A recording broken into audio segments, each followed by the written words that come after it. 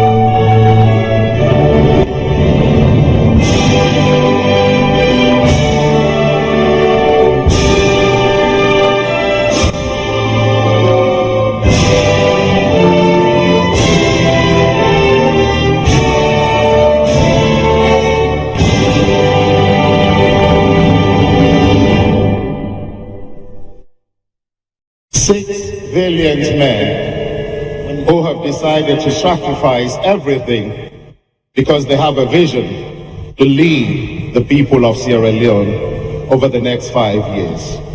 Now is the time to ask you all to talk to the people of Sierra Leone in your opening shots. Tell them why you are the best person deserving of their votes. First candidate in the order in which you balloted, Alhaji Musa Tarawali of the Citizens Democratic Party. You have 1 minute, 30 seconds. Moderator, distinguished guests,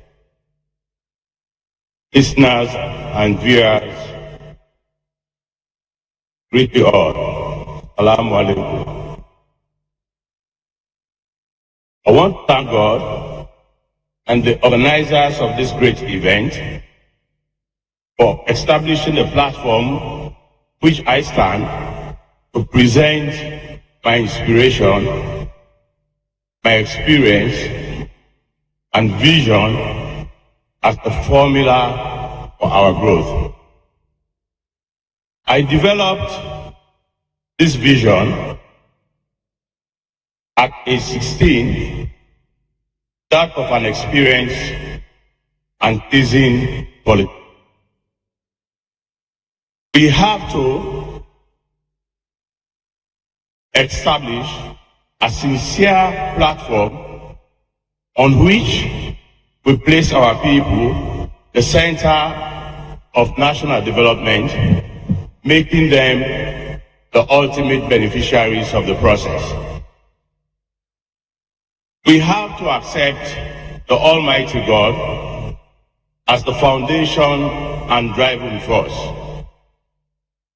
There is no way we can develop Sierra Leone without the inclusion of our people and that of the fear of God. The inclusion of our people will provide them the capacity to be responsible to government. And at this moment, I'd like to say thank you very much. You've had the 1 minute left. Alhaji Musa Tarawali. Let's turn now to Dr. Samura Kamara of the All People's Congress. Thank you, sir. Welcome back to your motherland. Good evening, Sierra Leoneans, family, and good evening. Humble them, I, Samura Kamara, stand before you tonight to let you know that I'm very much ready and determined to lead our nation on a shared journey to prosperity. I'm doing so humbled and privileged with the honor bestowed upon me by the All People's Congress Party as their presidential candidate for the 2018 general elections. I'm taking up this responsibility with a humble beginning, from a humble beginning, with a shared experience, wide experience in managing the affairs of this country for over 40 years, I've been at the sharp end of the challenges and the policies we have taken as a country to move away from the shackles of the war, Ebola, and the mudslide caused it. I am sure you, by my side, to move Sierra Leone from the solid foundation we have as a party built for the. I sat behind any from that broadcasting board. I'm going to use that. Thank you very much, Dr. Samura Kamara of the All People's Congress. Let's turn now to retired Brigadier Julius Madabio of the Sierra Leone People's Party. Your opening show.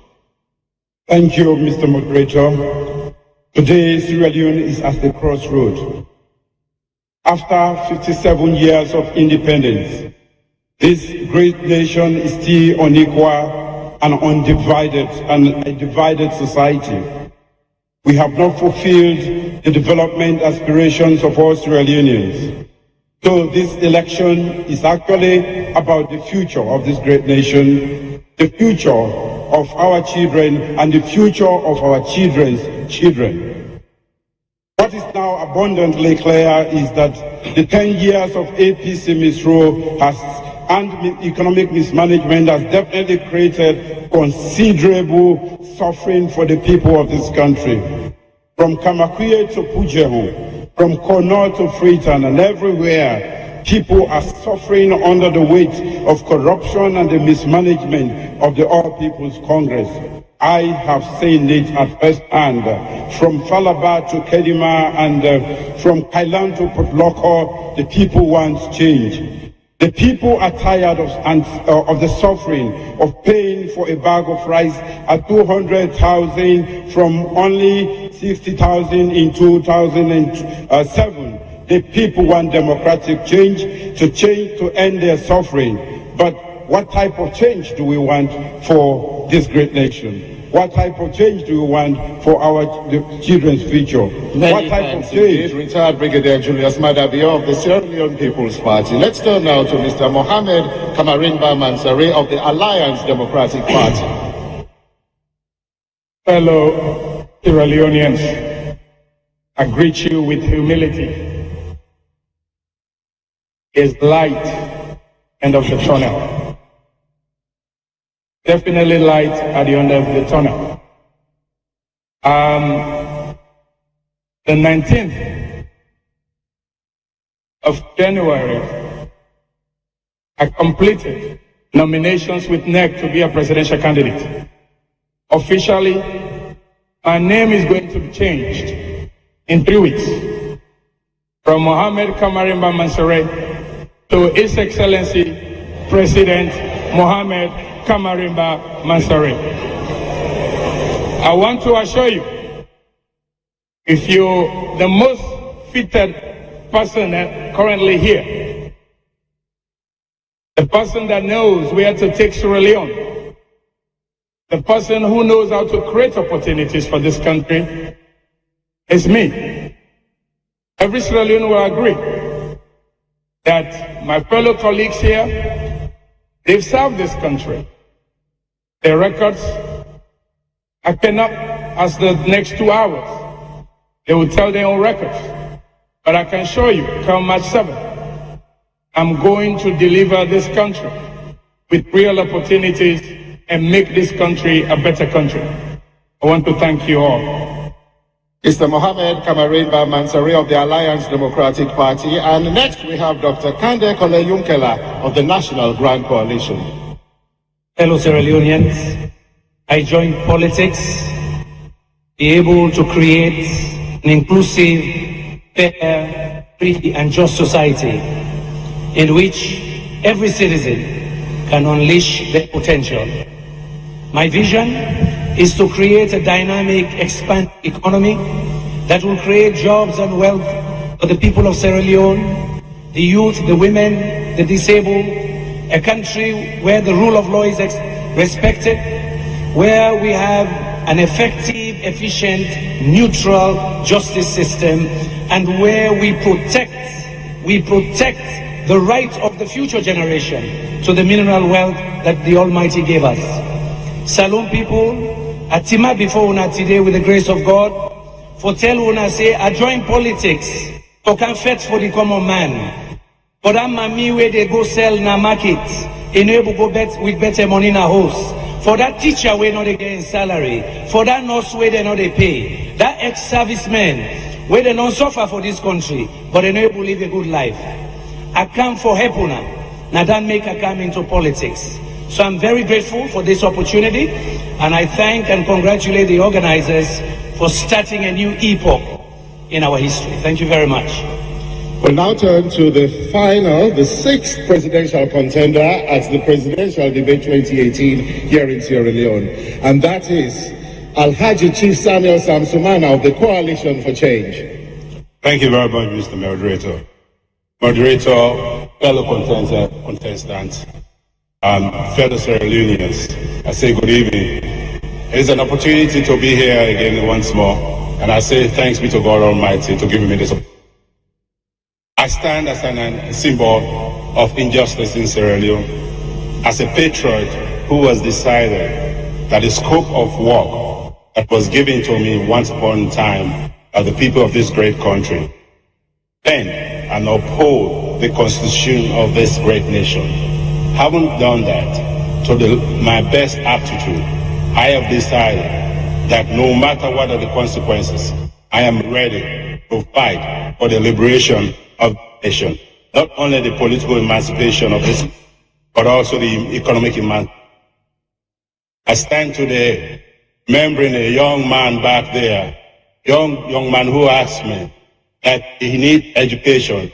Stand here today recalling a 5-year-old Dino Fuller who has prostrate because of tumor of test.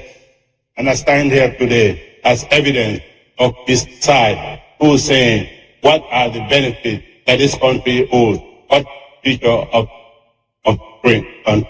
And I say, I stand as an identity for the economic emancipation, protector of Alhaji Chief Samuel Samsumana of the Coalition for Change. Thank you very much, gentlemen. We have a well-scripted program, but tonight I have all the power. So I decided to veer off from the script for a moment and give you all what we used to call hot mental. I'll ask you a question or two, but I'll only give you 30 seconds to share your views on these. Today, sad news come on Makeni. What come they say? One woman, a man throw away fuel padam, a light fire for the woman, a bond the woman. And in the way people can do against women, bad thing them, what they call violence, gender-based violence or violence against women. Nothing waking up in our country. So I want to ask Una today, is for 30 seconds, if you are elected president, what concrete steps will you take to end violence against women and girls? Let me start first with Alhaji Musa Tarali of the Citizens Democratic Party. 30 seconds. Thank you, Mr. Moderator. The victim, I support. Politics do not be war. We are aspiring to create the enabling environment for our people. I become president today. I will establish a secured and integrated infrastructure. Alhaji Musa Tarali, thank you very much. Let's turn now to Dr. Samura Kamara of the All People's Congress. Dr. Samura Kamara, if Salon people elect you president, what are the concrete steps that we go take for end violence against women and girls? 30 seconds. To start with, I want everybody to know that I signed up to the International He for She initiative that protects women. I will therefore continue to be an advocate, a strong advocate for that matter, to support the rights of women, to empower them in all aspects of life, economically, politically, and socially, so that they'll be able to stand on their rights. And that's my vision, that's my commitment to the women of Sierra Leone. I turn now to retired Brigadier Julius Madabio of the Sierra Leone People's Party. What you go do for end violence against women and girls? I will therefore accept, say, the women constitute 51% of this population, and they should be equal partners in the process of development. And therefore, we should not abuse them. Domestic abuse of women is very rampant, and therefore we must take stringent actions to make sure that that is stopped, and also to make sure that we empower them to be part of the governance system, the all-inclusive system I have been talking about. Thank you very much. Let's turn now to Mr. Mohamed Kamarin Ba Mansari of the Alliance Democratic Party. Hassan, we were then at this stage right now. I mean, are the only presidential candidate we choose a woman as a running mate. Not to talk. How can I afford doing action? You see, change, now action oriented. When you want empower women, you need for sure action, not to just talk. I get me running mate as a woman, and he will be the next vice president of Sierra Leone. Mr. Mohamed Kamarin Ba Mansari. Let's turn now to Dr. Kande Kole Yunkela of the National Grand Coalition. I first of all want to sympathize with my sister, where they do this heinous act too. But yes, number one, we go get for help for lady man and understand the value of women, and for let we change some of them with traditions where they subjugate women. But number two, get for enforce some of with tough laws. For that kind of action there, I go make sure say the law take in full course, so other people they know say you do an extent, you save trouble go meet you. Alhaji Chief Samuel Samsumana of the Coalition for Change. Thank you very much. The heart go out to the woman and the family for it. And I don't start very strong as an advocate against female violence. When I'm in there as vice president, I make sure, say, under the prerogative of us, any issue related with female violence, whether it's sexual or any other, I not take passive. For this time, I'll make sure I continue to uphold the Constitution, the laws that will protect. Thank you very much. Alhaji Chief Samuel Samsumana of the Coalition for Change. I'll go now to you, Dr. Samura Kamara of the All People's Congress. Now, in Sierra Leone today, sports has a huge potential for our youth. But sports, and football in particular, are dead. How will you revive sport? I must apologize for that, about what's happening to sports in this country. I do believe there's significant room for improvement. I know sports, apart from involving the youth, sports is also an instrument of ensuring that there is peace and unity in every state. Therefore, I will do everything possible to encourage, to bring back sports, clean sport, to schools, starting at the primary level, up to the secondary, and then the tertiary level. I will try to do that because I'm a sportsman myself, and I know the value of encouraging sports among our youth. Thank you very much. Dr. Samura Kamara of the All People's Congress. Retired Brigadier Julius Madabi of the Sierra Leone People's Party. Sorry, the timer is not on. I can't cage myself. Technical crew, can you sort out the timer, please? Just a minute, sir. It's on. Every contender in this particular round has 30 seconds. So we'll turn now to retired Brigadier Julius Madabio. The timer is working. Okay, the only time where we don't go African Nations Cup, at the time where we've been doing government. We qualify for the Nations Cup and we win the Zone 2 twice. So you can rest assured that we go revive and resuscitate all forms of sport for make sure say we put Salone again on the map of the sporting world. For expose with the kingdom and give them scholarship and create a special fund we go make going at the international theater, then we start sporting they take place. Thank you. We go turn now to Mr. Mohammed Kamarimba Mansari of the Alliance Democratic Party. The youth are tired. They're sick and tired of giving them handout. That's all they do. They're sick and tired. Like I said, let's stop the rhetoric. Let's try to create skills, jobs. And as president, come March 7, 2018, this is exactly what I'm going to do. I'm going to empower the youth of this country and to make them live a meaningful life in Sierra Leone. We go turn now to Dr. Kande Kole-Yumkela of the National Grand Coalition. All man knows me a sportsman. So I will assure the youth then say, if I become president, we will reintroduce intercollegiate sports from school level go up. We go support the athletes. We go also make sure say we get regular training and indeed where possible to bring even international trainers to raise the level of we sport. But more importantly, we not go do what the APC they do. We not go put politics inside football. They left the footballer for let them do it and they do best and support the clubs. Alhaji Chief Samuel Samsumana.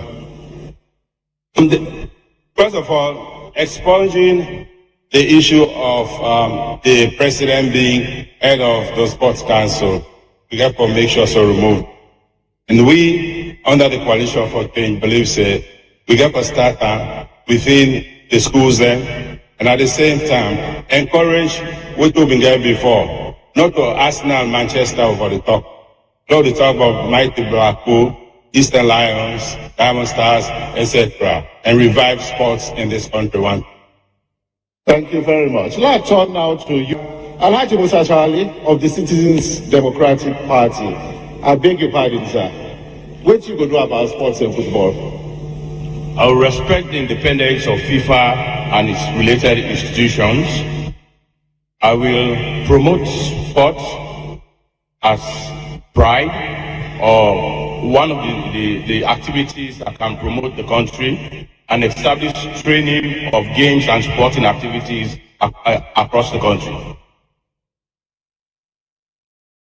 You still get 7 seconds. You want to use that?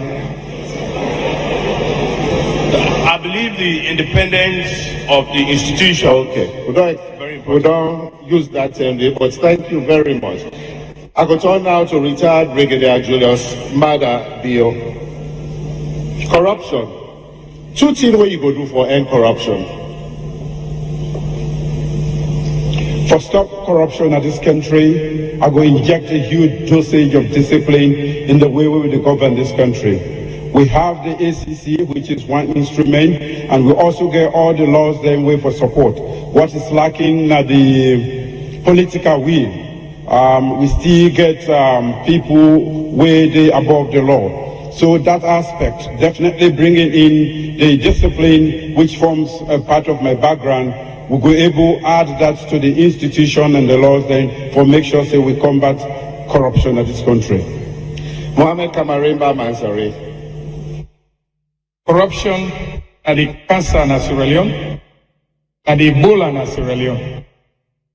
You know, one thing, right now, get about 6 people here who want to be president, or make you show action, say you're not corrupt, or declare your assets. And none of these folks declare their assets to show they're not corrupt. They show they have the legality, how they get the money. You know, for start. So with my administration, I will end corruption in this country. And I'll okay, I'll go now to Dr. Kande Kole-Yumkela. We for strengthen the anti-corruption institutions. We for make sure say senior officials, president, minister, heads of agencies, permanent secretaries regularly, annually declare their assets. Number 3, we for make let the people they know when we give contracts to people for do activities for them, how much we give them and what can be supposed for do. So the citizens themselves go they watch who side the money they go and who that them and give that money they what to do with that. Alhaji Chief Samuel Samsumana, you thought? First of all, we can look at what in government they do. Government they encourage corruption. Because if they pay somebody less than $1 a day, a recipe for corruption. We will look into that, address that issue. Also, we have to give independence to the anti-corruption. At the same time, we have to make sure the judiciary and the police work in their own way so that nobody will interfere in the discipline order to take off and not all. Now let's turn to Alhaji Musa Charali of the Citizens Democratic Party. See what you go do for end corruption in this country. I will stop political interference, support sensitization, provide better conditions of service, and strengthen investigation. And finally, we'll go to Dr. Samura Kamara.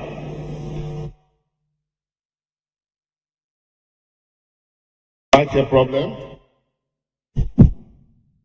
I think the one in front of you seems to work. Oh. Hello? Okay. Once we sort out the mic, we want to play one short documentary. This is something we got when our teams went around the country ahead of the debate.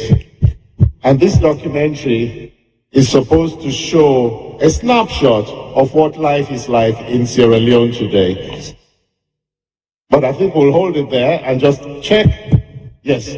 Well, I'm afraid we'll have to hold on to the documentary for now, with our apologies to the candidate of the All People's Congress, Dr. Samura Kamara. If you'll kindly take your 30 seconds. Thank you, Hassan. The fight against corruption will be my greatest commitment, the greatest commitment of our administration, mean exactly the negative effects of corruption in our society. We already have an institutional legal framework which we're going to strengthen and make it stronger in the fight against corruption. But certainly also will engage and strengthen civil society engagement in the fight against corruption. Thank you. Now we turn to Mr. Mohammed Kamarimba Mansari. Infrastructure development is a big thing in our country, and important in any country. And we get two projects there right now, with a very big project there, and an important project in the country. One at the Mamama Airport, and the second one at the toll road. What thing are you view on the wire, and how you go approach them if you become president? Thank you, Hassan. I don't make my point clear. I'm the only presidential candidate a week when they go inaugurate me as president, and they stop the toll road. Nobody know they pay 1 cent. That toll road, APC toll road, and we cut them off. The second infrastructure department where they talk on Mama Airport, now Flux, Lunge Airport, will not even use them the way we want to. So thank you very much. We go now to Dr. Kande Kole-Yumkela. I think we have a problem with the microphone. Okay. I think it's... If we can just start the time again, please. 30 seconds. Can you roll it back? Thank you. The method where they use for do the toll road wrong. We not get a tolling policy in the country. It wrong for let people then begin pay for toll road where the road not done yet. And also the road completely overpriced. Me believe say that price then at 3 times what it for be. The Mamama will get for consider them very carefully, because the country get too much debt. And for add more debt will cause burden for the people there. And that's not do longer right now. Alhaji Chief Samuel Samsumana. Mamama, yes, but indeed we'll get priorities. We'll not get running water all over the country. Get Lungo Airport. Why we'll get for force about Mamama at this time? But we'll get some. Looking at the toll road, I know say nobody know pay us rent, and also not completed. So we believe say if that road been there without no hindrance, why a toll road will cost like $336 million at the end of the 27 years. Now we turn now to Alhaji Musa Charali. Toll road and Mamama Airport. 30 seconds. I would prefer for expand Lunge International Airport and make a commercial city in Lunge. Build a port there than the Mamama Airport. on the toll road, na alternative road for me toll. Become president, I will renegotiate it. But they pay the people them for complete time, we pay them and they complete it. We will go now to Dr. Samura Kamara. Thank you. I think the problem we get from my colleagues is to play politics with a development that will transform this country. Both the toll road and the Mama Airport are two major projects that will create opportunities for economic empowerment, that will create serious jobs for our people and move the country further forward so that Sierra Leone will better stand the test of times. Retired Brigadier Julius Madabio. Thank you. The toll road is shrouded in secrecy, the agreements and everything, and therefore we need to do a review and also do what we call value engineering for determine whether we get value for waiting we put into that. We also need to do a complete and holistic evaluation of all other infrastructure projects going on, because as far as I'm concerned, most of them are sham, including the Mamama. Thank you very much. And now we go turn to Alaji Hande Ole Yunkela. And I want to ask you, very interesting, this thing that they call Tusim and the diaspora, it don't become big issue. What you go do about this and about the Sierra Leone and the all winner people that what they call diaspora now? We don't put on our manifesto. All diasporans, we will immediately move legislation to give them voting rights where they are. Second, we will also work with the judiciary and the parliament to make sure we repeal those areas of our constitution that are discriminatory to diasporans or dual nationals. But I do believe that a president cannot be a dual national. Alhaji If Samuel Samsumana. The issue of dual citizenship, clearly, one, we know so to get a lot of support from we brothers and sisters. Why spite them? When we need them, then support, then they fall away. And the issue of dual citizenship, yes, the Constitution presently quiets about her, but we will look it around and make sure so we address her, wherein the president no get dual citizenship, but therefore be patriotic. Alhaji Musa Tarawale, you turn. I believe in the rule of law. We will engage as a nation to create the enabling atmosphere for make people in the diaspora participate.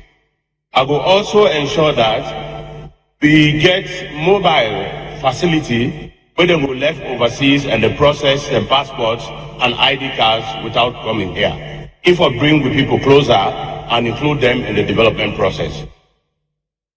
Dr. Samura Kamara. Thank you. I think personally, in my years in managing the affairs of this country, I don't see the advantage of having the diaspora family-footed, providing resources and contribute to economic development. Fortunately, there is a constitutional provision is diverse, also different from Madual Act. What I will do is try to create an enabling environment whereby the diaspora will continue to develop. Certainly, we look at the constitutional provision and provide a more enabling environment. Retired Brigadier Julius Madabio. Well, actually, me, I not get double SIM. I always don't be a Sierra Leonean. Although some people don't offload one SIM, but we believe, anybody where they out of this country, we're not part of this country, don't they contribute, we for encourage them. We not for use the law as it has been used for discourage them or exclude them from the political processes, because they are part of the economy of this country and they contribute immensely. So it is a law that we have to review. Mr. Mohammed Kamarin Bamansari. I love this country. I worship this country after God. And I assure you one thing. Nobody not forget 2 SIM or 3 SIM, wait for be president of the Republic of Sierra Leone. So whoever get 2 SIM, make it just resign and go wait. The second thing I tell you, as the diaspora, and they give them voting right as president, and the first 90 days, we're going to enact them, Lord, and day. Alhaji Chief Samuel Sam Sumana. Now I'm going to read this here small by English. Again?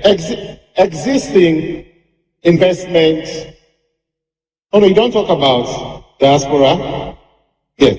Existing investment agreements between governments and companies contain duty waivers, exemptions, and tax holiday provisions for companies. This has resulted in severely reduced financial benefits for the state from the exploitation of our natural resources. What would you do differently with respect to large-scale investment in natural resources if you win power? First of all, we as a nation endow natural resources. But for far too long, we don't eat the crumb. We don't eat the remnants. This time around, we have to make sure, under this coalition for change, that the beneficiation also stays in Sierra Leone. No more for we go to the 3%, but more to it. And also, we will enforce, then come there, for do added value to them product, and so that we create jobs for youth and this country. So we'll turn now to Dr. Samura Kamara of the All People's Congress. I think two things. The first one is, what do you do to attract quality investment? And secondly, how do you ensure that this investment is to the benefit of the country? Certainly, there are built in our tax regime. Possible that we have an onerous tax regime. Secondly, and more importantly, we ourselves as a nation must be quite prepared to discuss with investors so that we have a profitable investment environment. Thank you very much. Now we turn now to retired Brigadier General Padabio. Well, definitely we don't benefit from the vast natural resources we'll get, because we not only make proper arrangement for we own share as a country, and for make sure say the communities that we suddenly pull then minerals they are, then self also get. So we get for make sure say we put farm laws in place. We go make sure say the communities in this country at large get waiting they forget from every activity we involve minerals. Mr. Mohamed Kamarimba Mansur. You know, it hurts me when we talk about taxes. All the mining companies then combined, the revenue, the tax that they pay to government, all of them is less than waiting Airtel, Orange, they pay. It's sickening, unacceptable. As president, we not go get a Sierra Leone for the selected few, but now for every Sierra Leone made them benefit from we resources. Now we go now to you, Dr. Akande Kole-Yunkela. A report come out which should say in 2011 and 2012, this economy lost 240 million just in duty waivers and also all kinds of incentives. This was more than what we spent on both education and healthcare. When I come in, we'll review those tax holidays. Second, we will make sure the areas where these resources are, they benefit more than the 0.1% that is given to them. Okay, we'll go to the next round now. And I think before we go to this, we'll go just that quick one, Alhaji Musa Tari. Sorry. This happened because we not get scientific records on the value of natural resources. I go do geospatial survey, get scientific records, we go strengthen we as a government for negotiate from a position of strength. Secondly, I go audit the stock, the operations and sales of the existing mining companies, or make we identify defaulters and get back waiting we don't lose as a nation. Thank you very much. I don't get all mine. Have you don't get yourself, sir? Yes. Yeah, just check say another miss you. Okay. So we go to the next round now, and before that, one play one short clip where they show a snapshot of life in Sierra Leone today.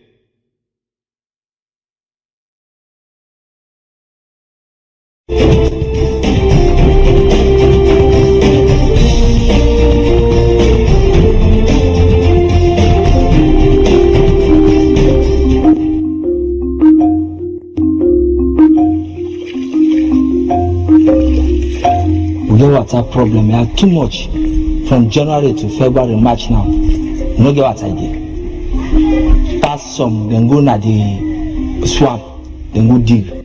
Well, that digging the back now clear, now they come up. Pass we drink ourselves, so then pass and put them close before you drink.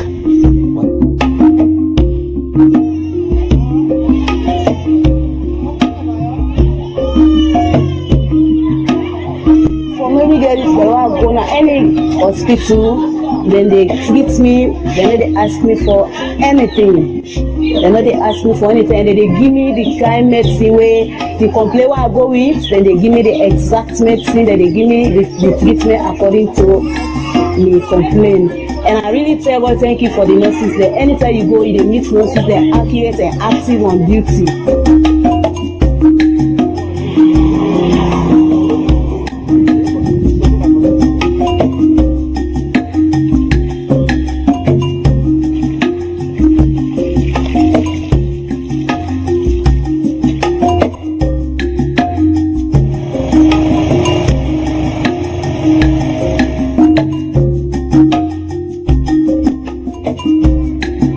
I make I see the losses and pass the profit, because sometimes I can see select I can don't get like 50,000 profit, but side my machine and bug machine pull, then beside we not get light tire and I feel like the buy, and the cost of the fuel 1 liter is 7,000 euros, and maybe sometimes I know they get fund up to even reach 15 or even 20.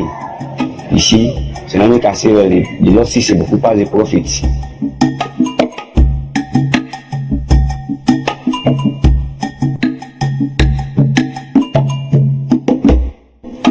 Block na made because we not get permanent school building, so we need school building because when the season they come and the community then take and make a fit for sale for make them go able to give a building.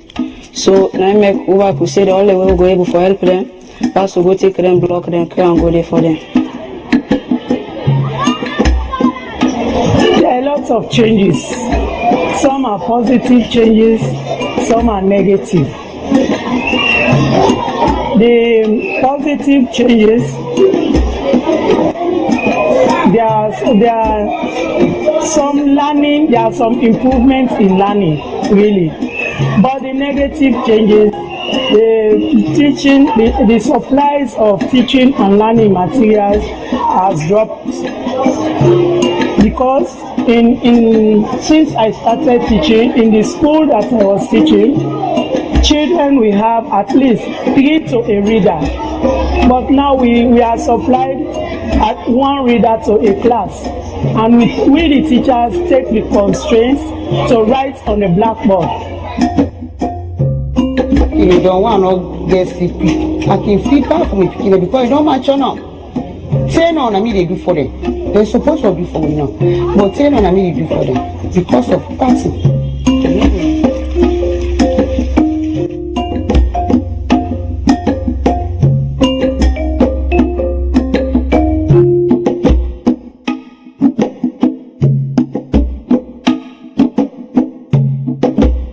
I know say when somebody idle, must involve inside violence or thief, armed robbery, and for that we decide say, look, can in a bush, Lord, they manage the life now.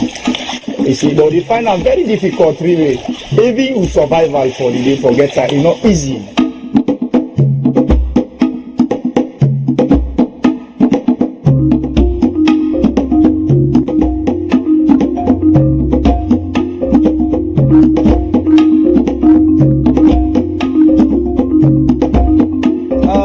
Bike rider, my brother, not the life for the road, a fine, a nice, a smooth, you know, get gallop, and they enjoy.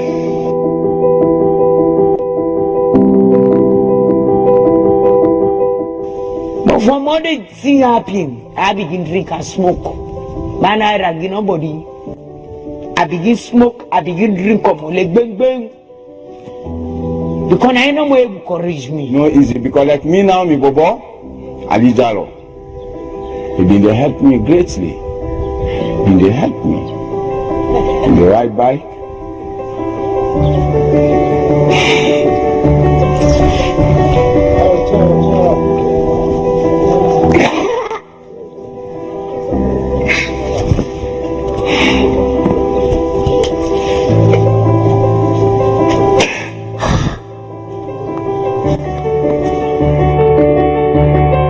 plead to them for say they are let them make up dam na 91 peace village. They suffer. And if you look Kile, better we the polio them.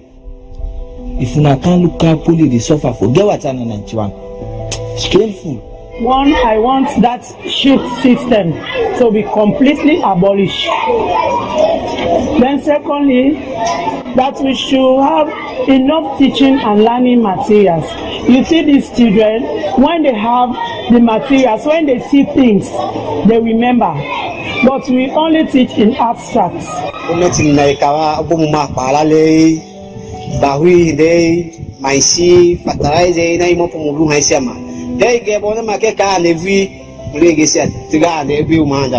I appeal to whosoever get for can as a president after the election.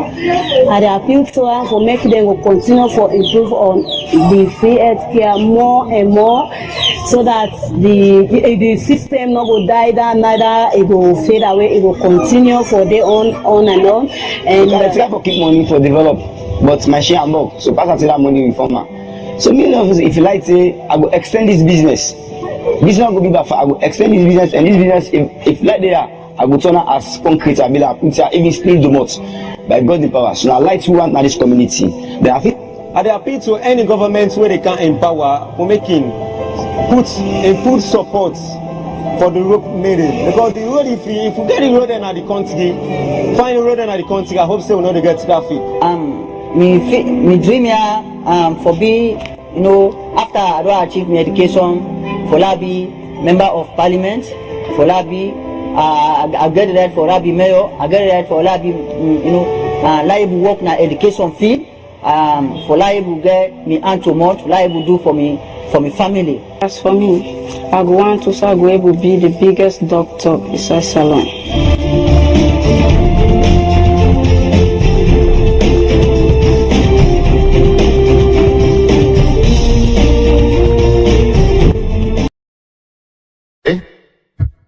That was a snapshot of life in Sierra Leone today, and it illustrates the most important resource that our country has and the challenges they face. And that resource is, of course, the people. Therefore, tonight, we will start looking at your plans for human development. Here, we would like to examine how you plan to tackle issues such as health and education, housing and water. You have 2.5 minutes, and we'll start on health and education. Alhaji Musa Tawali. The health sector key to the development of every nation. We have to support our health sector development locally. And to achieve this, I will change the road funds to health funds, so that every cent derived from the pumping price will support the health sector. I will also bring the EPA under health and sanitation too. Sanitation is a big enterprise. The EPA is making millions of dollars.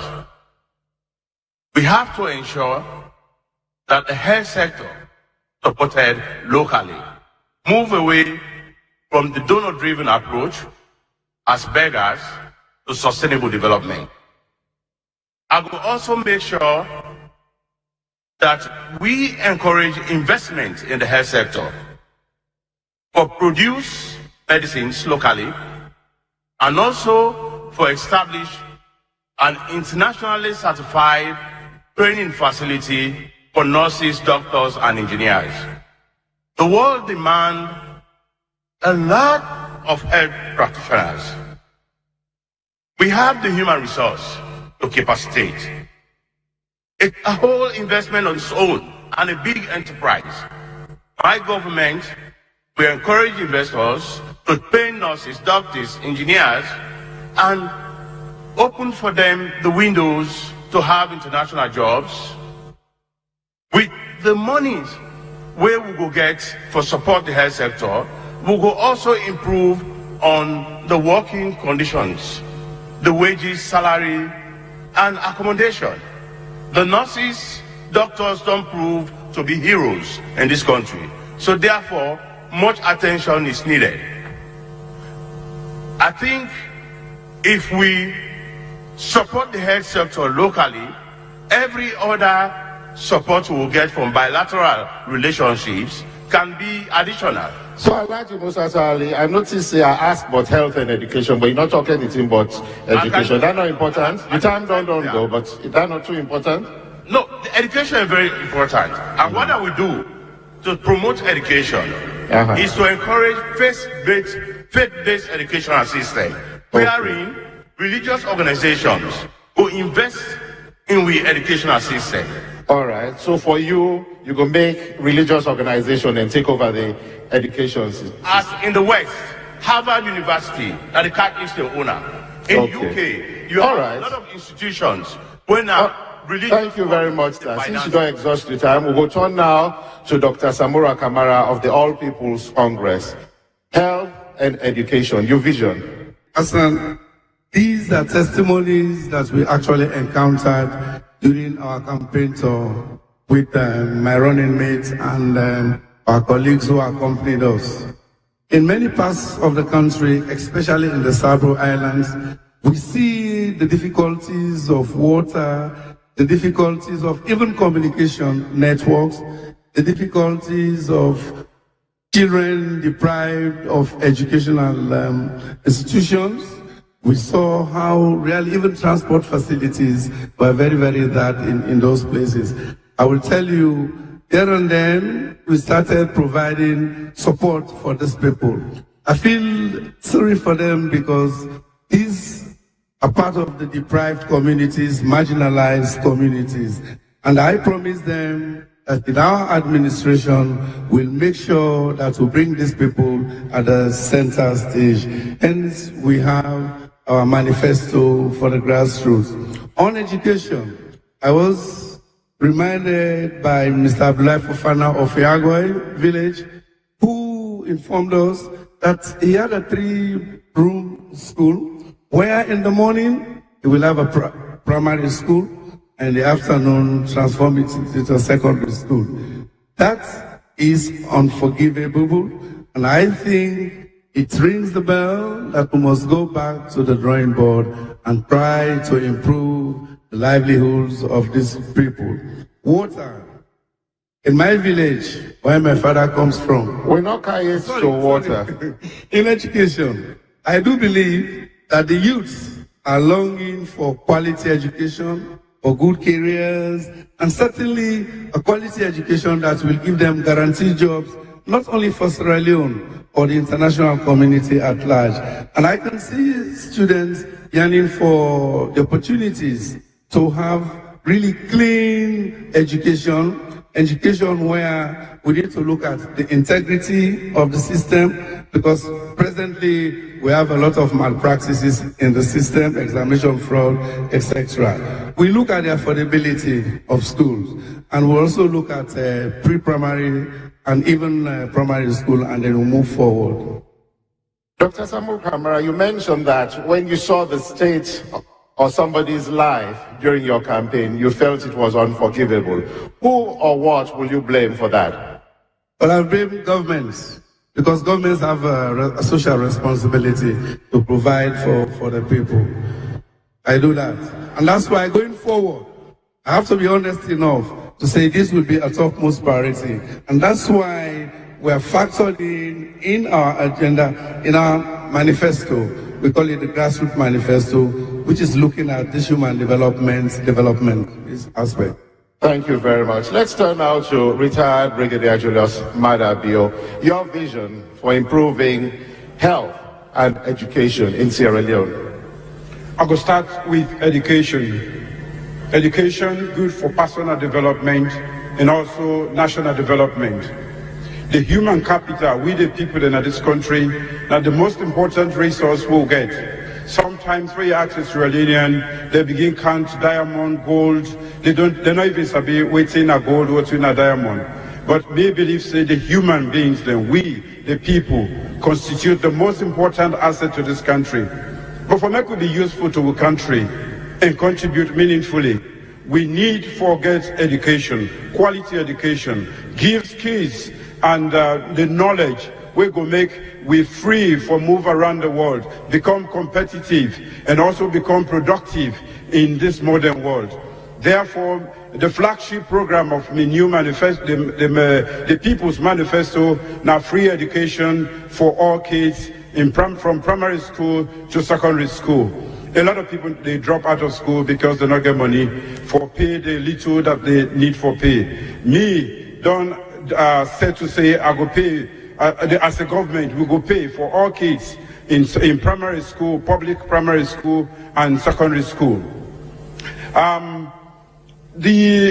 Sometimes they say it's very expensive, but I always tell people, they say, for spend by the human being, for me, not expensive. If you want, try ignorance. Ignorance is more expensive than education. Health, you cannot develop without a healthy population. And therefore, we therefore make sure, say, the limited investment we put into the health sector, we actually develop not only the physical infrastructure, but also the human resource capacity for able to do what we call disease prevention, disease control, and also disease surveillance.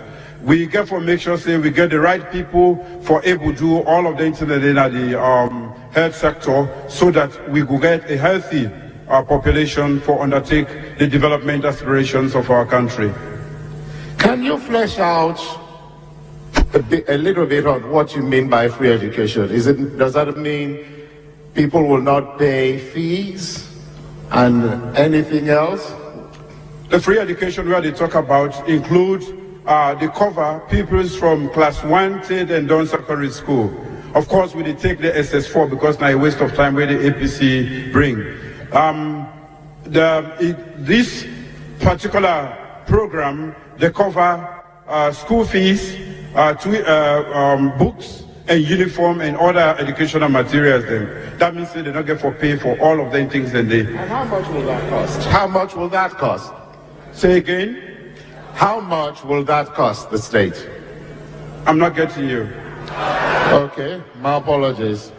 How much will it cost to provide this free education? According to the census, school census of 2015, we get 2 million kids we will get for work for.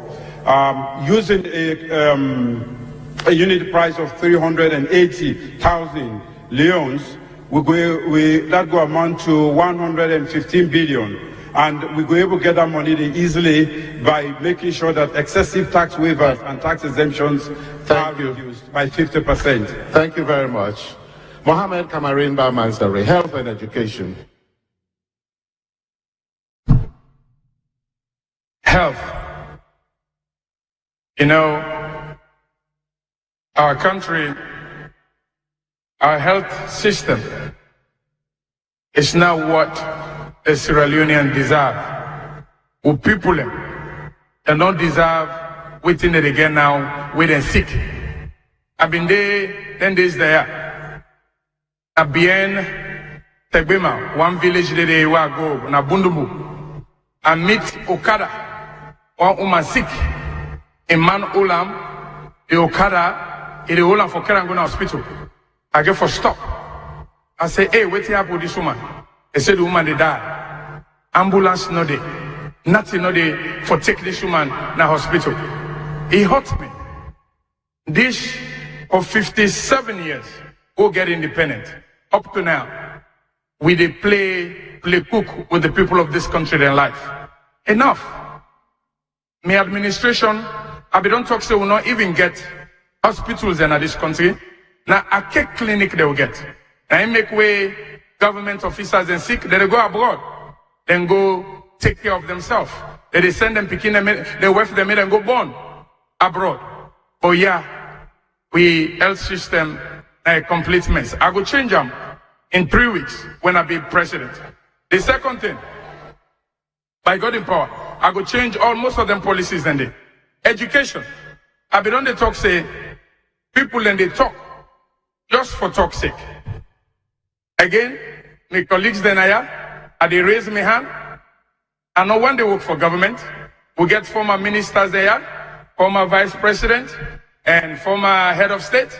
But me, we know one day work for government, one day church, this country money, and they build schools out of me fund for sure say, the kingdom education important. So if I build school with me resources, imagine when I control the country resources, what I go do. You know, education system in this country, and a complete mess. I mean, a total mess and unacceptable. And we they go back to the drawing board, and like Bisa don't promise, they can make sure say no child left behind, and every Pekin they get quality education, and they no go share one answer sheet, 5 Pekin and no go share and again as alone. So you say you will change the health service, the health sector in this country as soon as you become president, if the people elect you president. How will you change it and how Absolutely. One, when we go start, we give plenty money. In fact, the ambulances we will get before even Ebola in this country, then less than the motorcade of the president, then less than the motorcade of the vice president in this country. So what will they do? They can cut 70% of the country, about 70% of a country income. They go towards paying salaries, benefits, and all those lucrative things then for government, top government officers. Will they cut that money down? And when will they cut them? Will they go try for set things in place? Okay. And you also say you've been building schools. How many have you built? Say that again. You claim here that you have been building schools. Yes. How many? The second school now they finish with Lankono, when you go Putloko district, and there's a town called Mamusa. We get 15 villages. No school, no did it. When I go and meet young people, them they play, my body be the rise. Now I tell them say when I give me, I build the school, and then none. So how many schools? But me don't build my second school now. How many schools have you built? I said I'm my second school this. Thank you very much. Let's go now to Alhaji Kande Yunkela. The conditions where you show na that video, na that way they see how they go campaign, and we believe say now one of the worst legacies of the APC regime. For see people then they suffer that kind way, they toilets they're not in a school, clean water not they people they not they get proper health care in spite of the promises. For education, we don't talk, we declare immediately an education emergency. Under that emergency, we reform the Ministry of Education, split her into 2 directorates, one for basic education, one for tertiary education. Number 2, we go build more schools. 42% of we population, they below 18. So you obviously the demand there for increase. We need more schools for let we able to stop the 2-shift system. Number 2, then 30,000 teachers. We not get PIN code. We get for regularize them. We get for train with teachers better. Give them better incentives. Number 3, we get for work with the private sector. Private sector schools and they work well in this country. Why government you know for work? Number 4, we go introduce a water and sanitation program for all schools. The final one, we consider seriously compulsory free primary education. We limit them to that level because we know say already education they take about 20% of our expenditures. Healthcare. The health story is sorry. More women and they die now than they go born picking than any side. So healthcare, major reform as well. Number 1, we get for train more nurses and doctors. Primary healthcare important. We get for establish more what we call primary healthcare units. Now then village. Number 3, we need for train more doctors. So I go work very well with the College of Medicine for see how we go expand them programs for train more doctors and nurses for this country. Of course, the physical infrastructure matter. We for upgrade the district level hospitals that we get. More expansion, electricity and clean water for day and day unit and day. For example, we need for get electricity for store blood. We need electricity for get better sanitation and clean water. So you get for do that linkage between a good hospital and the availability of electricity and clean water. Dr. Samora Kamara, Kanda Yumkela's vision for health and education seems very grand. Do you believe him? Well, I don't know whether he knows the true cost of the thing. But I want just to inform him that what is happening is fault of successive government, not only an APC phenomenon. But again, I think that again, my colleague quoted some figures. Yeah, he quoted some figures about the cost of primary education or education at large. I tell you, currently we meet 10% of the budget on education. That is over 5 trillion leons. And over 50% of that is primary education. Whenever you want to make free primary education, not to talk of high school education, you must look at the envelope, resource envelope, because you get competing development issues, you have health, water, etc. Let me just hold you there, Dr. Kanda Yumkela. But I do believe we have a competent and a willing private sector that will help us move these two sectors forward. But I will tell you over and above that, I as president, I am moved by the spirit of these people and the resilience that they have to withstand these current challenges until there is time for us to improve. Thank you very much, Dr. Samura Kamara. Alhaji Musa Charali, is there anything you've picked from what Dr. Samura Kamara has just said? You see, Mr. Moderator, the major problem in this country is the political will. Housing and water are big enterprises. Government for take off the burden from in. The people don't tire with theories. The people want to see tangible development. The dam we have today was made for 300,000 people. The city gave past 1 million people. I took the Deputy Minister of Water Resources to Morocco. He saw the dam there. Now they move away from the donor-driven approach as beggars to sustainable development. I will also make sure that we encourage investment in the health sector for produce medicines locally and also for establish an internationally certified training facility for nurses, doctors, and engineers. The world demands a lot of health practitioners. We have the human resource to capacitate. It's a whole investment on its own and a big enterprise. My government will encourage investors to train nurses, doctors, engineers, and open for them the windows to have international jobs. With the monies where we will get for support the health sector, we will also improve on the working conditions, the wages, salary, and accommodation. The nurses, doctors don't prove to be heroes in this country. So therefore, much attention is needed. I think if we support the health sector locally, every other support we will get from bilateral relationships can be additional. So Alhaji Musa Charali, I noticed I asked about health and education, but you're not talking anything about education. That's not important. The time don't go, but is that not too important? No, the education is very important. And what I will do to promote education is to encourage faith-based educational system, wherein religious organizations will invest in the educational system. All right. So for you, you can make religious organization and take over the education system. As in the West, Harvard University, that the Catholic is the owner. In UK, you have a lot of institutions when thank you very much, sir. Since you don't exhaust the time, we will turn now to Dr. Samura Kamara of the All People's Congress.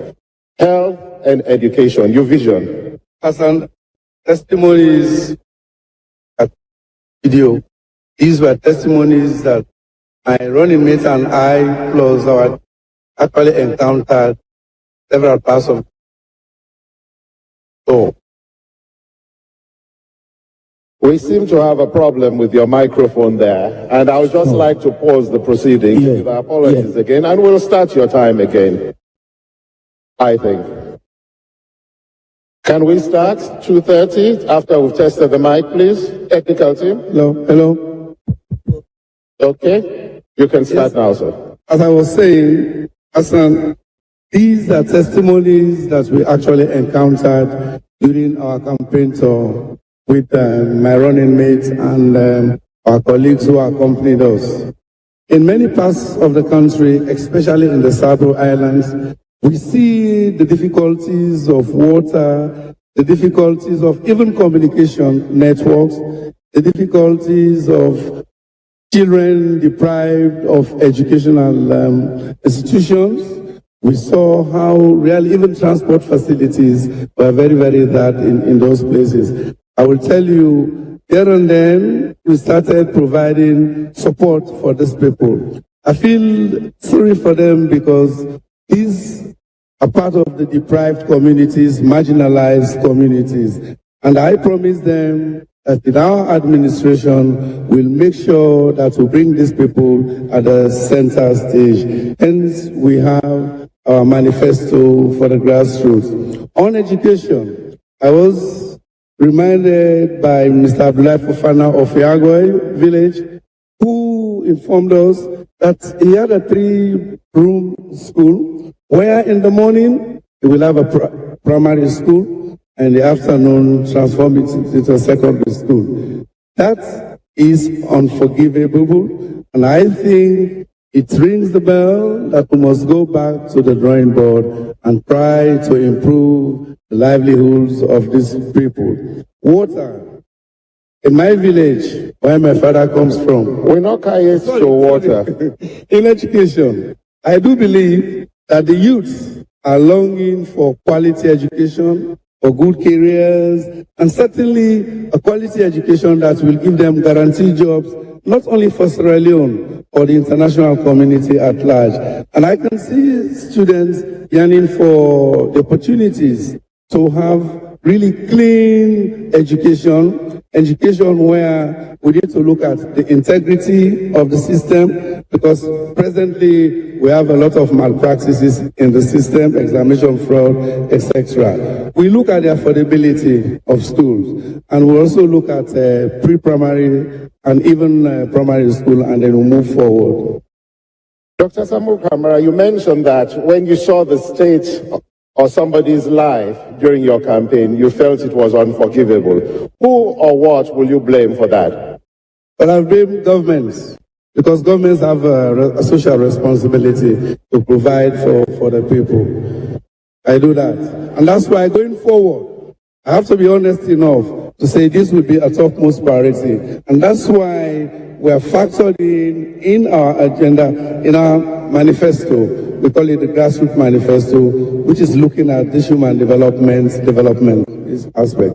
Thank you very much. Let's turn now to retired Brigadier Julius Madabio. Your vision for improving health and education in Sierra Leone. I will start with education.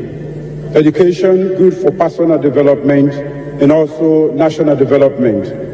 The human capital, we the people in this country, are the most important resource we'll get. Sometimes when you ask a Sierra Leonean, they begin count diamond, gold. They don't even sabi waiting a gold, waiting a diamond. But we believe, say, the human beings, then we, the people, constitute the most important asset to this country. But for make we be useful to our country and contribute meaningfully, we need to get education, quality education, give skills and the knowledge we go make we free for move around the world, become competitive, and also become productive in this modern world. Therefore, the flagship program of the new manifesto, the People's Manifesto, now free education for all kids from primary school to secondary school. A lot of people, they drop out of school because they don't get money for pay the little that they need for pay. Me, don't say to say, I go pay, as a government, we go pay for all kids in primary school, public primary school and secondary school. The sometimes they say it's very expensive, but I always tell people, they say, for spend on the human being, for me, not expensive. If you want, try ignorance. Ignorance is more expensive than education. Health, you cannot develop without a healthy population. And therefore, we therefore make sure, say, the limited investment we would put into the health sector, we actually develop not only the physical infrastructure, but also the human resource capacity for able to do what we call disease prevention, disease control, and also disease surveillance. We therefore make sure, say, we get the right people for able to do all of the internet in the health sector, so that we could get a healthy population for undertake the development aspirations of our country. Can you flesh out a little bit on what you mean by free education? Does that mean people will not pay fees and anything else? The free education where they talk about includes they cover pupils from class 1 till and down secondary school. Of course, we take the SS4 because now a waste of time where the APC bring. This particular program, they cover school fees, books and uniform and other educational materials. Then that means they do not get for pay for all of them things. And how much will that cost? How much will that cost? Say again. How much will that cost the state? I'm not getting you. Okay, my apologies.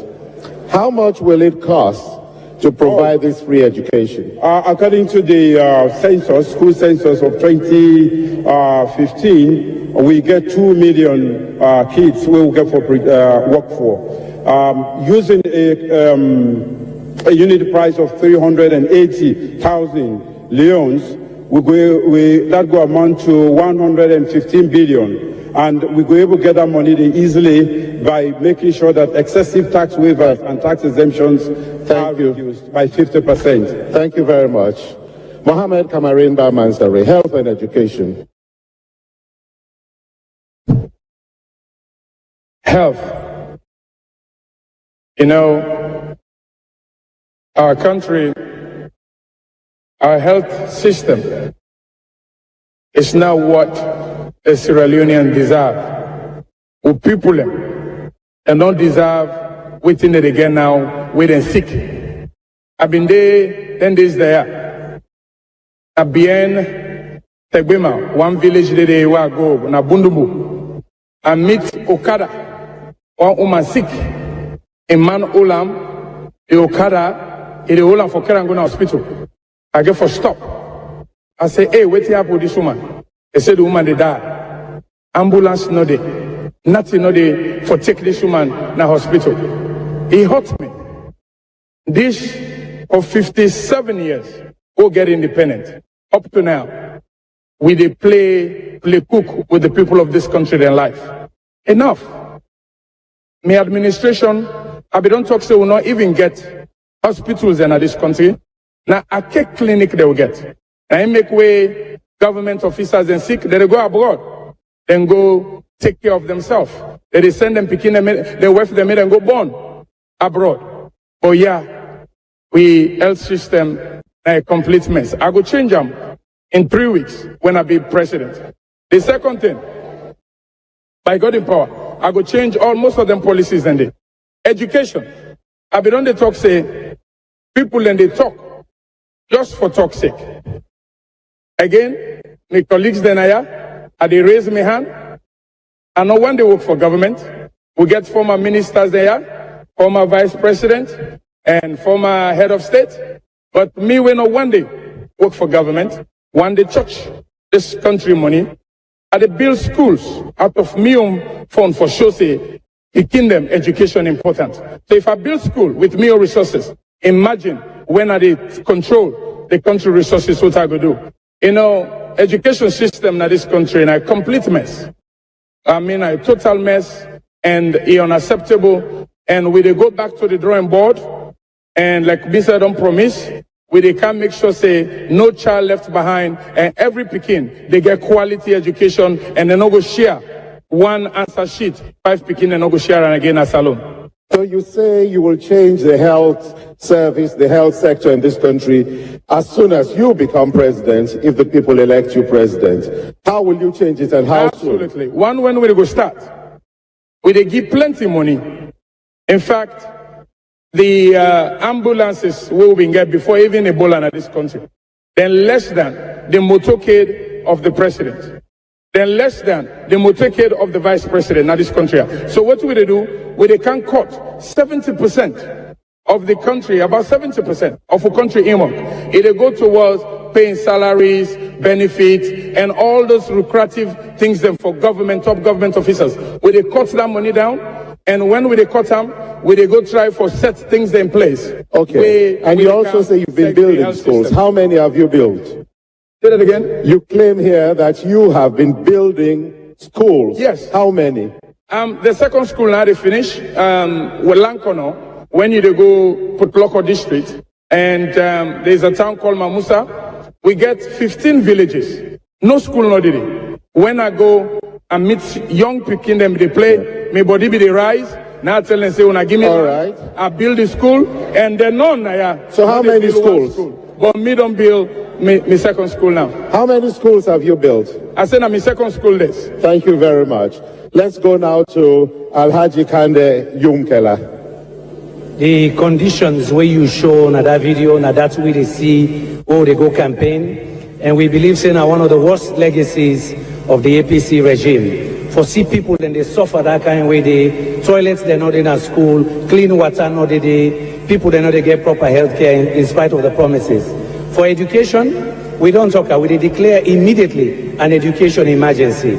Under that emergency, we reform the Ministry of Education, split her into two directorates, one for basic education, one for tertiary education. Number two, we go build more schools. 42% of our population, they're below 18. So you obviously the demand there for increase. We need more schools for let we able to stop the two-shift system. Number two, then 30,000 teachers. We not get PIN code. We get for regularize them. We get for train with teachers better, give them better incentives. Number three, we get for work with the private sector. Private sector schools, and they work well in this country. Why government you know for work? Number four, we go introduce a water and sanitation program for all schools. The final one, we consider seriously compulsory free primary education. We limit them to that level because we know say already education they take about 20% of our expenditures. Healthcare. The health story is sorry. More women than they die in a than they go born picking than any side. So healthcare, major reform as well. Number one, we get for train more nurses and doctors. Primary healthcare important. We get for establish more what we call primary healthcare units. Now then village. Number three, we need for train more doctors. So I go work very well with the College of Medicine for see how we go expand them programs for train more doctors and nurses for this country. Of course, the physical infrastructure matter. We for upgrade the district level hospitals that we get. More expansion, electricity and clean water for day and day unit and day. For example, we need for get electricity for store blood. We need electricity for get better sanitation and clean water. So you get for do that linkage between a good hospital and the availability of electricity and clean water. Dr. Samora Kamara, Kande Yumkela's vision for health and education seems very grand. Do you believe him? Well, I don't know whether he knows the true cost of saying. But I want just to inform him that what is happening is fault of successive government, not only an APC phenomenon. But again, I think that again, my colleague quoted some figures. Yeah, he quoted some figures about the cost of primary education or education at large. I tell you, currently we meet 10% of the budget on education. That is over 5 trillion leones. And over 50% of that is primary education. Whenever you want to make free primary education, not to talk of high school education, we must look at the envelope, resource envelope, because you get competing development issues, you have health, water, etc. Let me just hold you there. In Trinidad, with the blessed way God gave them of the natural resources of petroleum, then provide free tertiary education for them picking them. We get natural resources.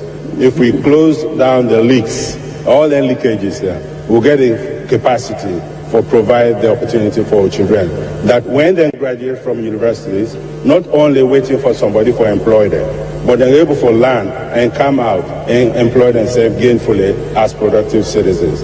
This is the foundation of what we've got for said. It's not only for we spending now, but we are embarking on a project where we will make the youth in this country more productive. Consider a situation where a child was 5 years old before the Civil War, and then it lasted for 11 years. That gives us a young youth, uneducated, unemployed.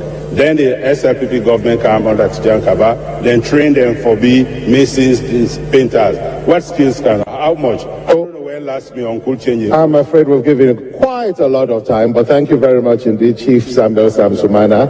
And I'll turn now to the presidential contender for the All People's Congress Party. We've heard the plans that you all have on building the health and education sectors in Sierra Leone. Let's turn to housing and water. First, do you agree, and not just you, all of you here, do you all agree that housing and water are priority issues? Yes, I do. Do you all agree? I totally agree. Moderator, you left me out again for give me views. Oh, yes. Yes. But I mean, don't start with you, you remember? Everybody you in vision, they Yes. ask their views. I will come to you, don't worry. I go give, I go make you challenger, don't worry, I beg. But now just allow Mr. Samura Kamara, Dr. Samura Kamara, let him talk to us about housing and water.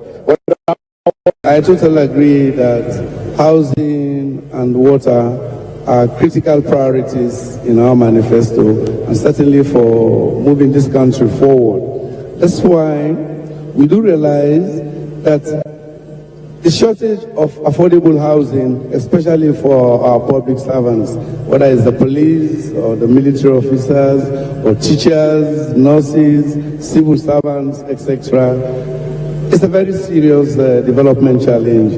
And in our administration, we'll do what it takes to bring about programs that will address affordable housing facilities. And certainly the biggest challenge is slum dwellers, where because of environmental reasons, they're really struggling. So we'll try to look at a policy where you can economically and gainfully resettle and relocate these communities to better housing facilities. We've already seen what has happened during the mudslide.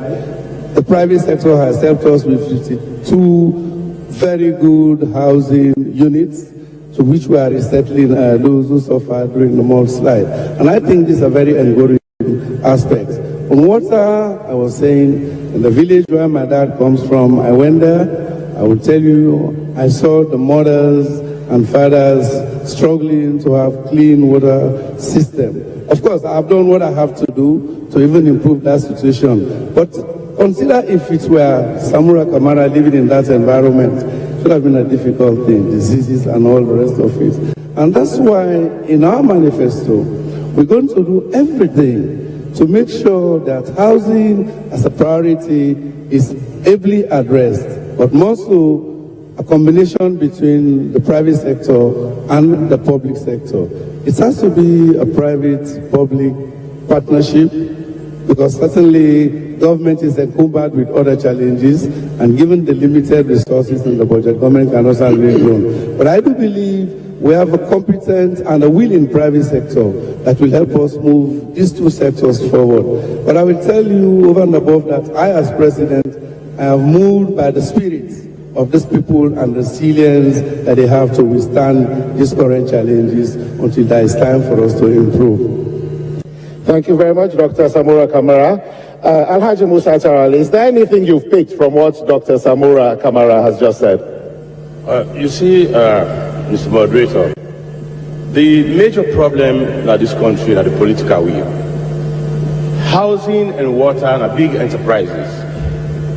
Government for take off the burden from in. The people don't tire with theories. The people want to see tangible development. The dam we have today was made for 300,000 people. The city get past 1 million people. I took the Deputy Minister of Water Resources to Morocco. He saw the dam there, in a desert area.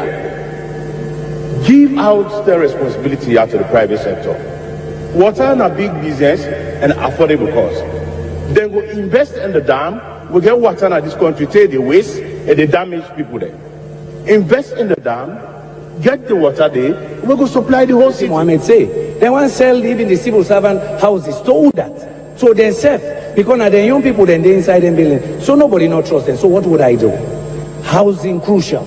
I don't go na Kanike, Moab, Colbert, Crabton. This past week, they campaign, they work a middle and place than they. The one location, 21,000 people, they live in a pan body. You foresee the hole, where then they get water from. This is wrong in 21st century Sierra Leone. We go rebuild some of the shanty locations and there. But yes, you need public-private partnership and good financing, mortgage systems for let you get the private sector in for build affordable housing for people. I call on public-private partnership because yes, government get for provide some land, encourage some developers, we go develop their housing schemes and they, and possibly some financing. Again, if we lock some the inside there, where money just they disappear, yeah, including fishing. Yeah, then another topics on there. I don't know if on the cover. So many side and day where money just they disappear now, yeah, because of deal making. Where we go use for them clean water, now basic rights, access to clean water. In fact, now sustainable development goal number 6, top priority. Now they boku the disease, then they come out where they affect them picking them. We get for give people and clean water. Yes, it will therefore be a combination of methods. We get for harvest water. If you go to Cape Verde, then they harvest water. So we get for do some water harvesting. We get a lot rainy season time. We get for do some small dams. And also, of course, major infrastructure for able pump and pipe to locations. In addition, more boreholes. We get a lot of mountains. We can use gravity. So water harvesting is crucial. Building the infrastructure to take it to the households is going to be crucial. But even for that, you're going to need public-private partnerships to get it through. But it's a basic right. But one of the main problems, even the Guma Valley Dam, the biggest of the dams in Sierra Leone, in terms of the cities, has is that people don't like to pay for water. And you are going to build these dams, you're going to bring these boreholes, and you'll have people who don't want to pay for them. Yeah, we start with the rich. We start with the rich in the rich neighborhoods. We'll give them meters. I was in government when we tried that. Unfortunately, the policy was not very good. I can tell you that in my neighborhood, we would happily pay for clean water. And we should do that. Those who are wealthy should pay for clean water. We pay in Europe. We pay in America. And I have spoken to a lot of middle class, upper class people here. They just want the service. We charge those who are wealthy to pay. We subsidize the poor and make it free for most of them. But the schools need clean water in particular. Alert from reminders. It's very possible Afro that Glamour to next events, planning an event in budget. a few weeks' time will be the new president of Sierra Leone. Is there anything there that you might be able to pick in the case that you became president? Or are there things there that are totally unachievable? I think the difference between men. Hello? Hassan, I think the difference between men and Padidea is that I have a unique experience in managing these issues in a developing country. Me, I don't stay here for long, since the war until now. Some, they don't go overseas. They run away, and now they come. So they don't have the experience. They can, it's not papi, go to papi talk, go to show talk. You cannot just come and give the impression that these are simple challenges that we just address overnight. No. So that if you look even at some of the manifestos they've written, it's all promises, intention without substance. We all know that yes, water and affordable housing are a critical problem.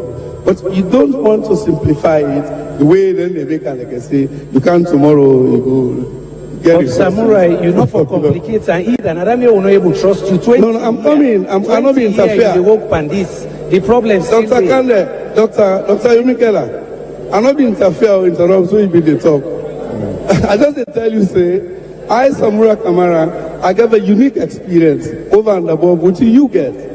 Okay. Manage the economy. We'll hold it there because Chief Sam Sumana needs to now tell us what he will do about water and housing in Sierra Leone and where he will start.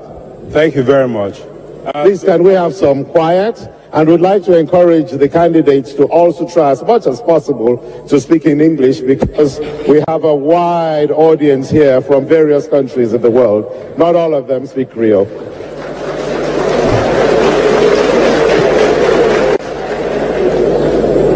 Can we have some silence, please? Chief Sam Sumana. Thank you very much. It's very clear that water and housing are essentials of life. Very clear that in our country today there is need for 280,000 homes for us to solve our housing crisis.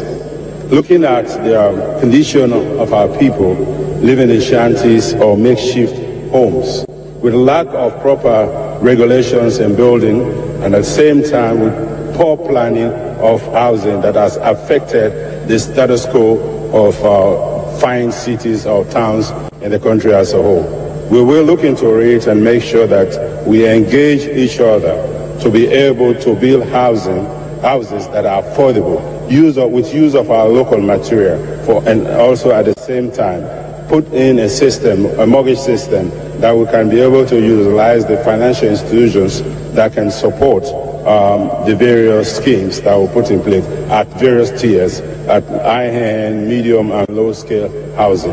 In the area of water, it is very unfortunate that what we're faced with today in Freetown and the other parts of the country, that we still have a water reticulation system that is still pre-colonial, and that we in Freetown need to improve on that.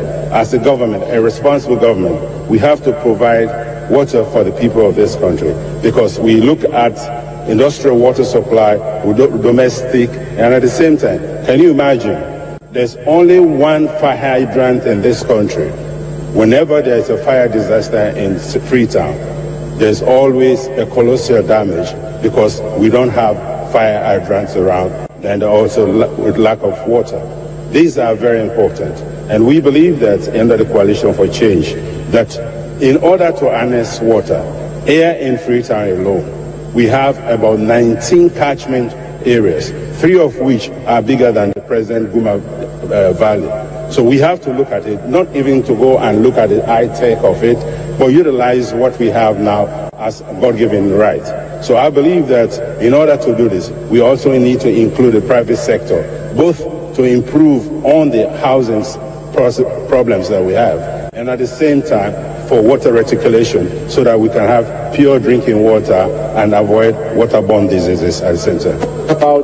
You've spoken about the water situation in Freetown, and you are a son of the Connaught district. How can you describe the state of water and housing in Connaught? I did my best as vice president.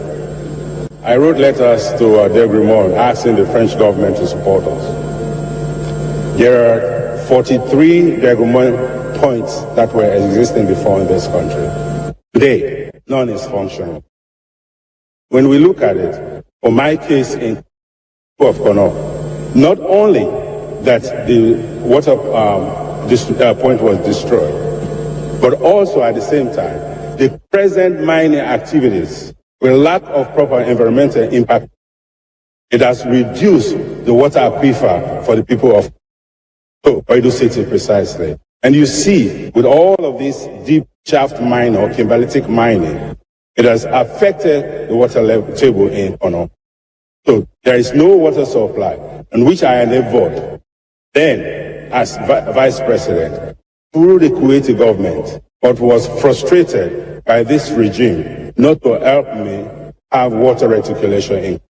Yes, just for the study of $450,000, which was to be provided by the Kuwaiti government, or store for what I don't know. So when we look at other parts of the country, because here I stand representing Sierra Leone, not Kono alone, and we look at the areas in Pujong, look at what they were supposed to have with the effort of the Degrimon, still not available. Okay, and I just want to pick up again on something else you said. You said in terms of housing, we will make use of local materials. What sort of local materials?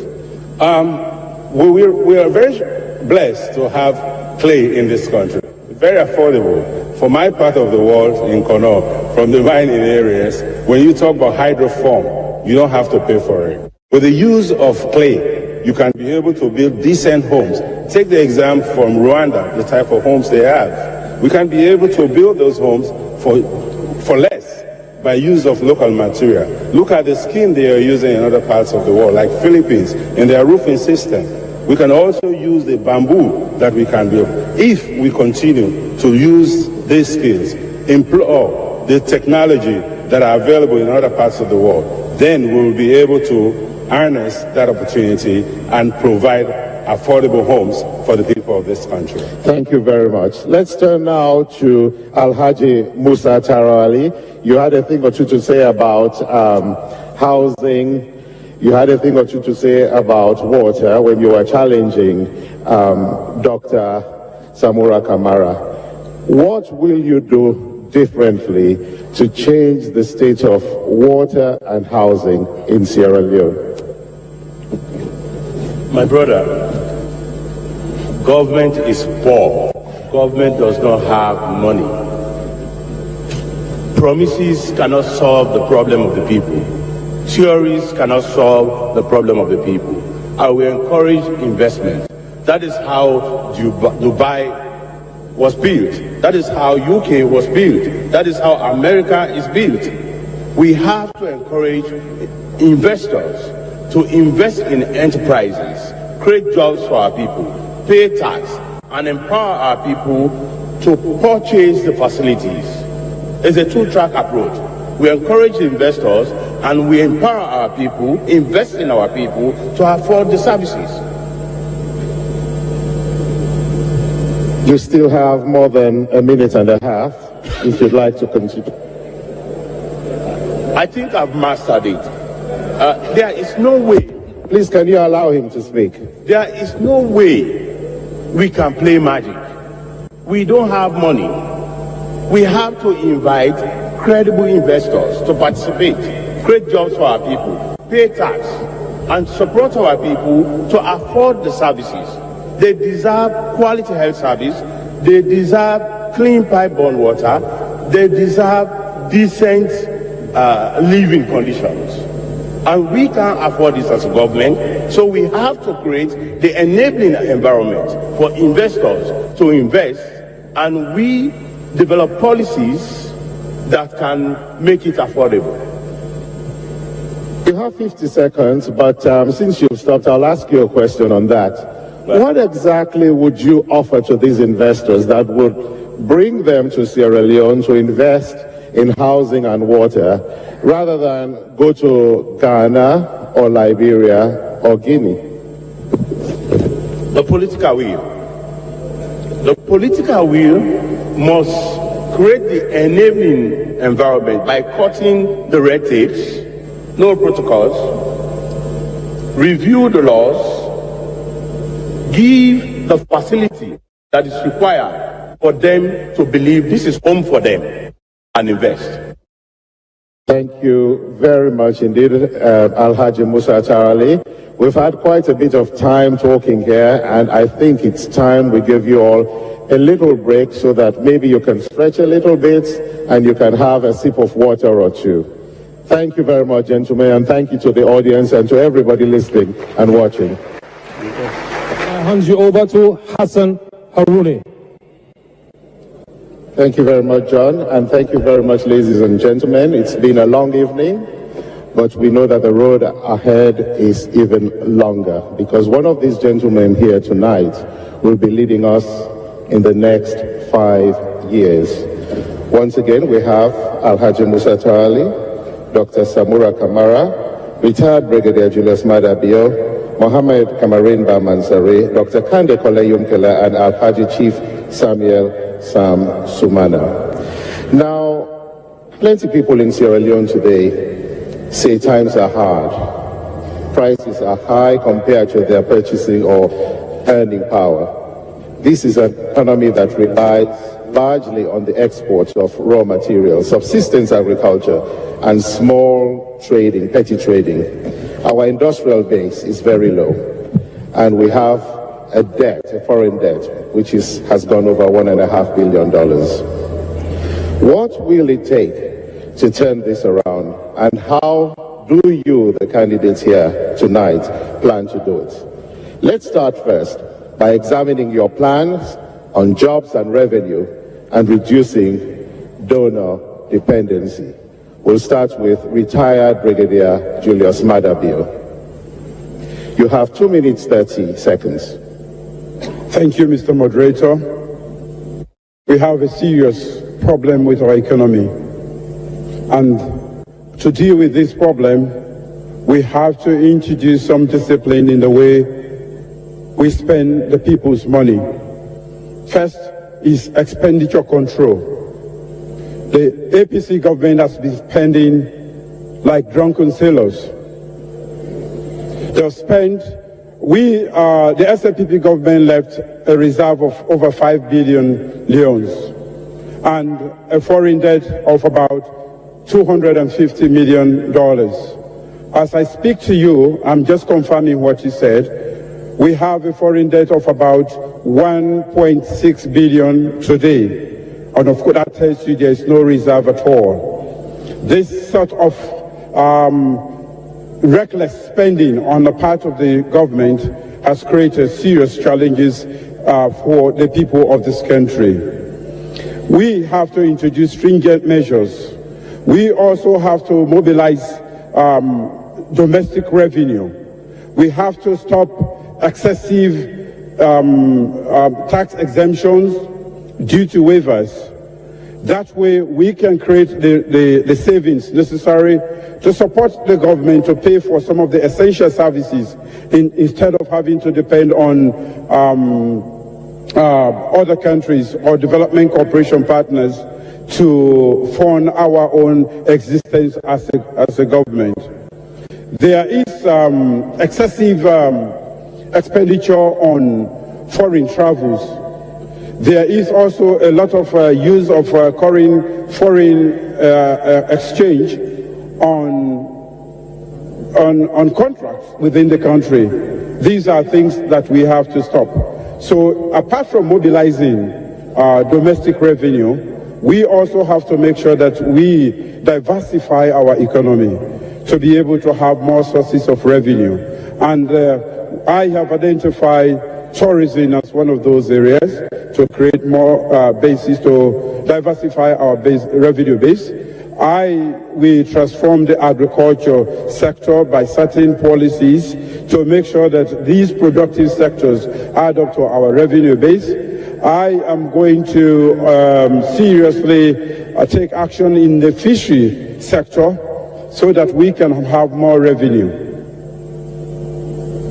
Thank you very much, retired Brigadier Julius. Could you just expound a little bit on the fishing sector?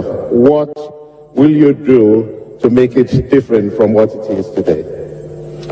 We are losing quite a lot of money in that sector. We are not surveillancing our territorial waters. The governance of our fishery sector is non-existent.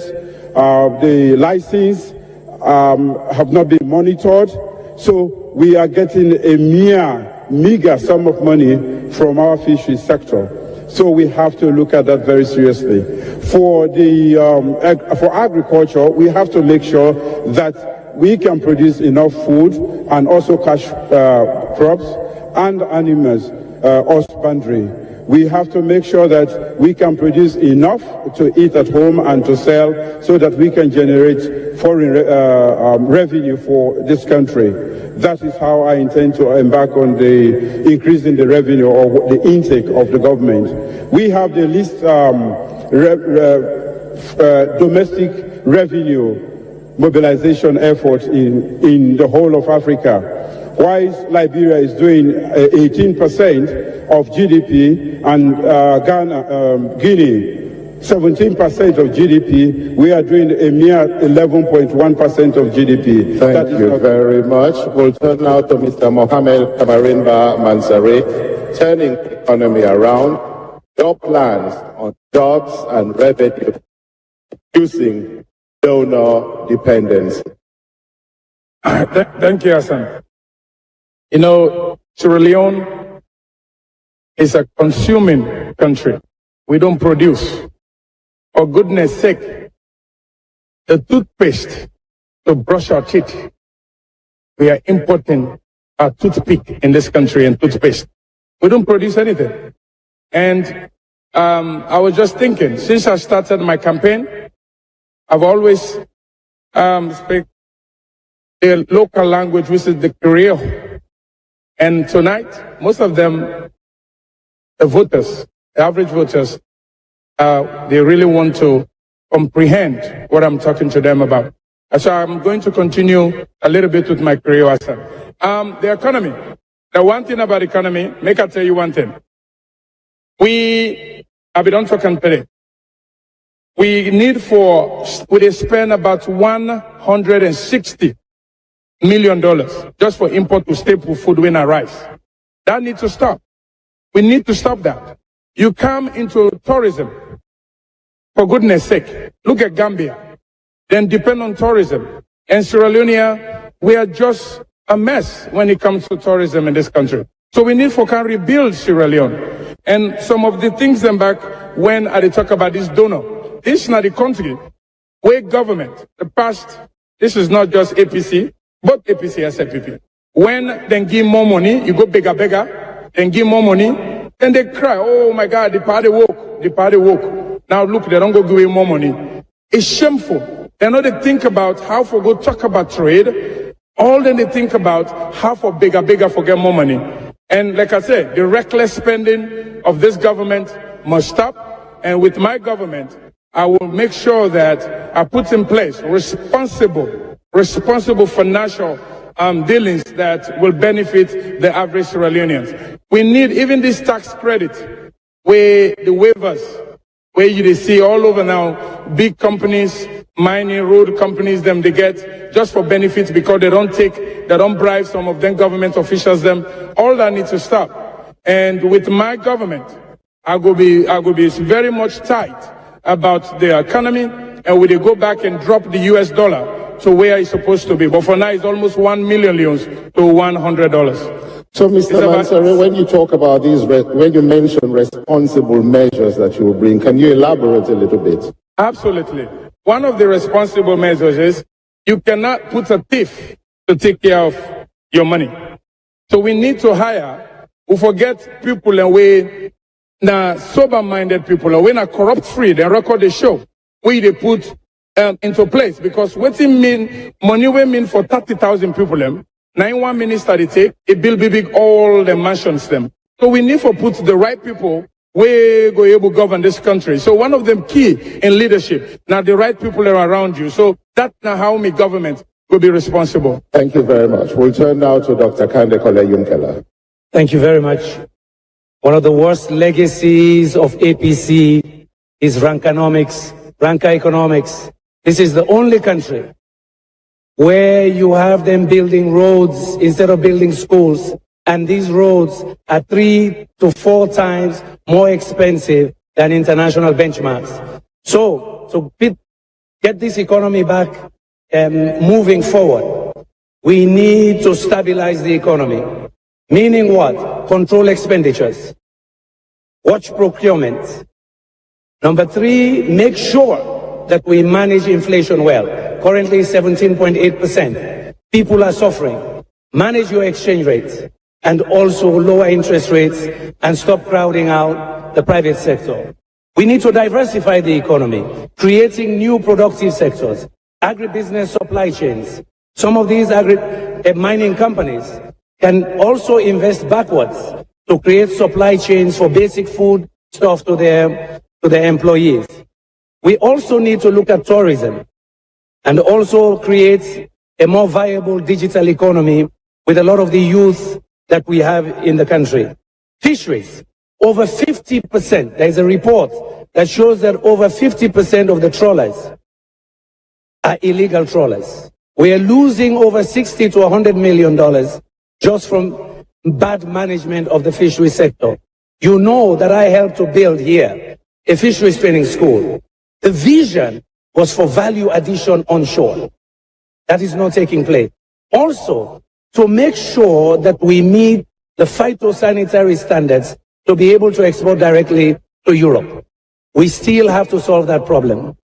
So if you look at the economy, if you stabilize the economy, you manage to invest in diversification, you need a vibrant and strong private sector to create jobs and wealth. So we will have special programs to work with the private sector. I'll set up a very solid economic management team. You already know that I have Samuel Itam with me.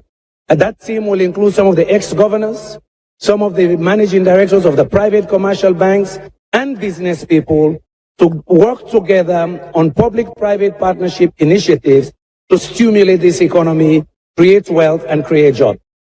Dr. Yunkela, can you explain that you did mention stabilizing the economy? What are these measures that you will put in place to do so? Number one, expenditure controls. Our payroll is bloated. There's an estimate that when this government took over in 2006, we had 30 to 40,000 people on payroll. Now that's over 80,000. Some of those are ghost workers. BO mentioned some of the expensive traveling. And one of the biggest ones is procurement.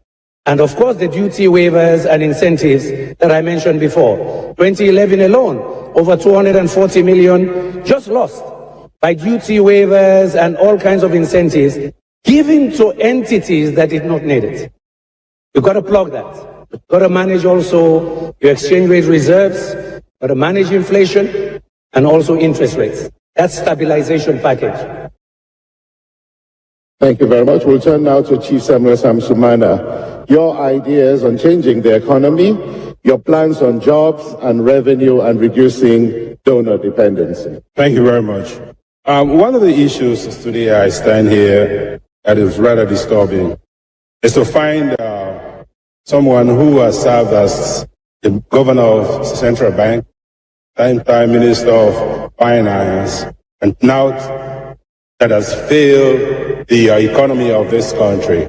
At the same time, yearning to be the president of this country. It doesn't add up to me. We have to look at the realities of our economy. When we're looking at that, we have to make sure, in order to be more sustained, away from a donor-driven economy, we need to expunge corruption, minimize corruption to the highest level. We need to make sure that the leakages that are ongoing within the system are addressed. We need to make sure that there's added value to our natural resources or agricultural products.